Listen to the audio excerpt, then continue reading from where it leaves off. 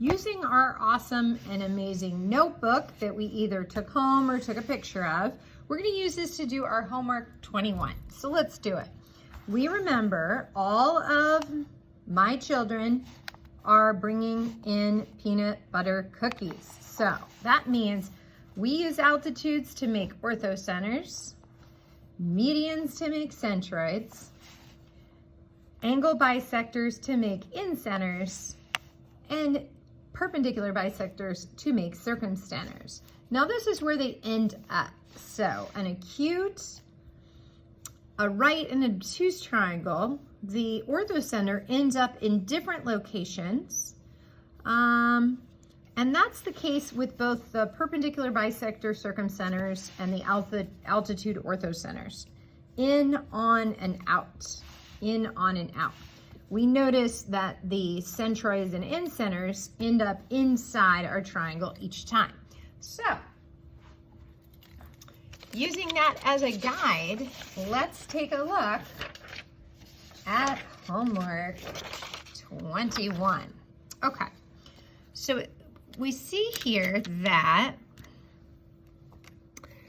this is equal to this is equal to this, and we know using reflexive, GE is congruent to GE. So we know the triangle on the left is congruent to the triangle on the right because of side, side, side. Okay, so now that we know that they are congruent, we know all of their corresponding parts are congruent because they're congruent triangles. So all their corresponding parts, since they're congruent triangles, are also congruent. So that would mean this angle and this angle are equal. These two angles have to be equal. So let's set them equal and solve. So we're going to need a piece of graph paper multiple times. So I'm just going to show my work on a piece of graph paper.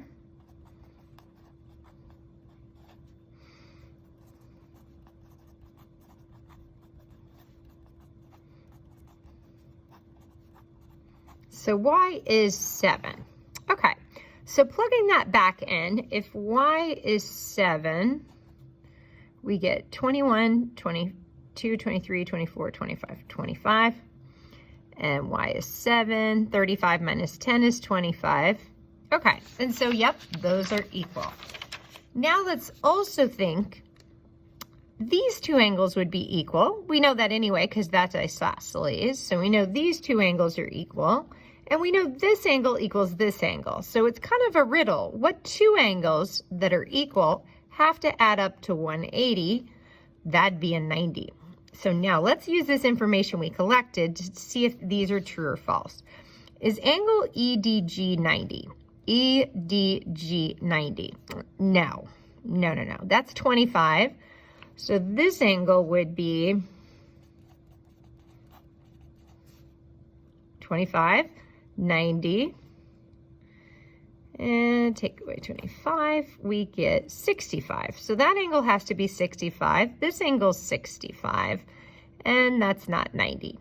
So I'm going to put no. Is DEG 25? DEG, yes.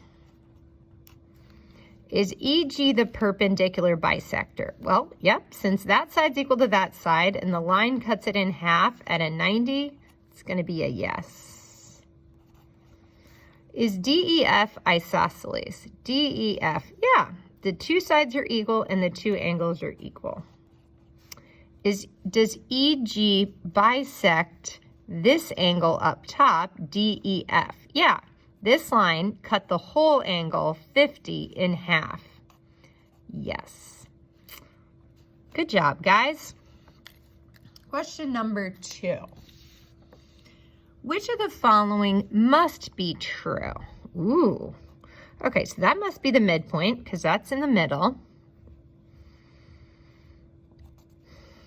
So this line cuts this angle in half. Well, I'm not so sure about that. I'm going to exaggerate this triangle a little bit to see if this helps me make sense of this.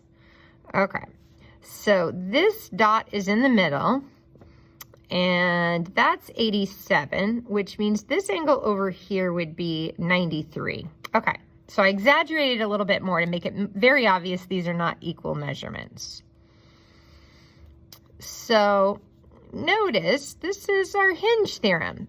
This length is equal, this length is equal, so this length AB must be longer, and this must be shorter, because these two lengths match these two lengths, and that's the hinge theorem. So we know AB has to be longer than BC. Yes.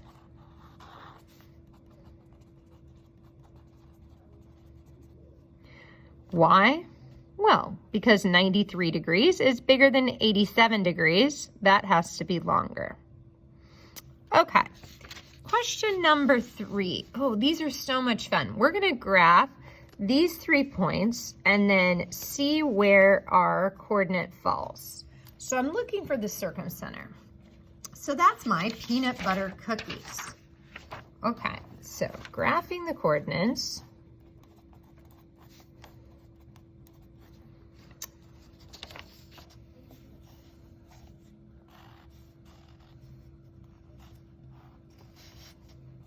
(110),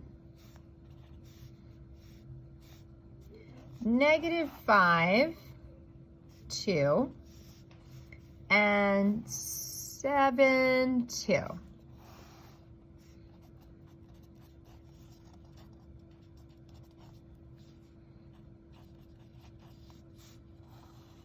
Okay, so we could probably be more precise if we use a straight edge. But let's take a look. So what coordinate would be the circumcenter? So circumcenter is peanut butter cookies. The circumcenter is made by the perpendicular bisectors. So that means from -5 to 7 would be 12, and I'd want 6 and 6 on either side. That's definitely the bisector, and I want to draw a line at a 90. Okay, now this is a little bit tougher. I'm kind of eyeballing it, so let me get out my straight edge. I want to cut that in half and make a 90-degree angle. Okay. So kind of using my ruler.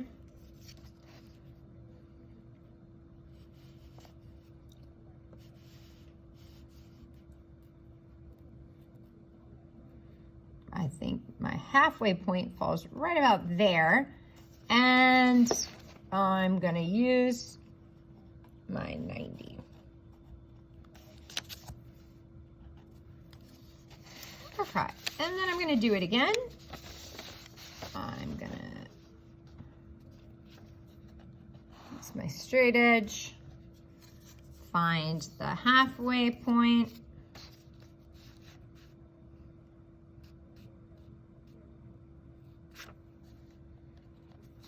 and trace a right angle. So my point of concurrency would be where do these 3 perpendicular bisectors meet? And it looks like the coordinate right there. So I'm going to guess, and again, this would be multiple choice, but pretty much the coordinate 1, 1, 2, 3 and a half. Cool. Now let's do it again. It says, using those same coordinates, let's do the orthocenter. So that is all of my children. All of. So that's altitude. Altitudes make the orthocenter. Okay, so using the same coordinates, 110, right? -5, 2, 7, 2.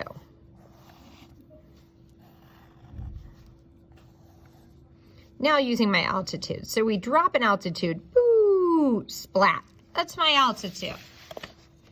And I want to do the same thing here. Find an altitude, boo, splat. There's another altitude. And one more time, I'm going to drop an egg out of an airplane, to find my altitude. Ooh, splat. Okay, so there it is. There's my altitude. So again, if it's multiple choice, it's pretty close to the coordinate. That was my origin. 1, 2, 3, 4, 5, 6.5. 1, 6.5. Good job. Okay, we're gonna do one more. It says the principal wants to do a slide at the centroid, and that's my children, all of my children. So that's medians make centroids. Okay, so one more time, I'm gonna graph 110, negative 5, 2, positive 7, 2. Here's my triangle. And now I'm gonna find the median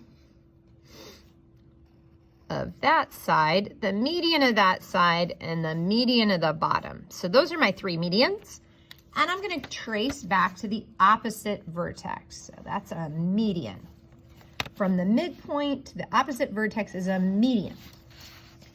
And that's a median. Okay, there we are. So that's actually looking like a third. And we know there's a ratio thing going on. So it looks like this is the coordinate 1 and 1, 2, 3, 4, and 2/3. Coordinate 1, comma, 1, 2, 3, 4, 4 and 2/3. Great job, guys. Now let's finish 6 and 7. So we have a centroid, and we know that centroids make a ratio of 3 equal parts. And the ratio is a 2 to 3, or a 1 to a 2, or a 2 to a 1, thinking if the whole thing was 3 equal units. So let's take a look. If FD is 5, what would AD be?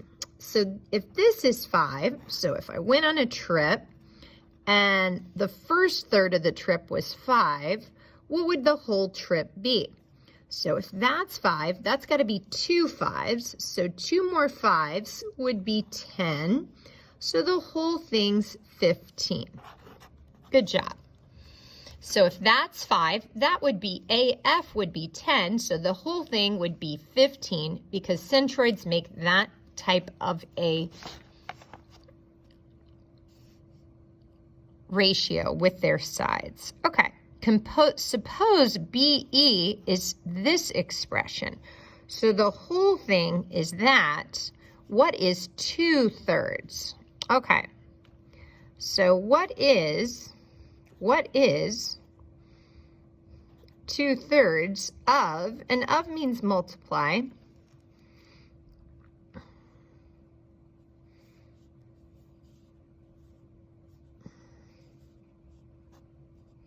what is 2/3 of 15x squared plus 3y? Okay, so let's take a look. We distribute a 2/3 to the 15, so we get 30 over 3x squared, right? And now let's distribute a 2/3 to the second term, so we get 6 over 3y. So let's see what these would reduce to. 30 divided by 3 would be 10, and 6 divided by 3 would be 2. So let's look for our answer. There it is. Great job, guys. Check out the next video for the back.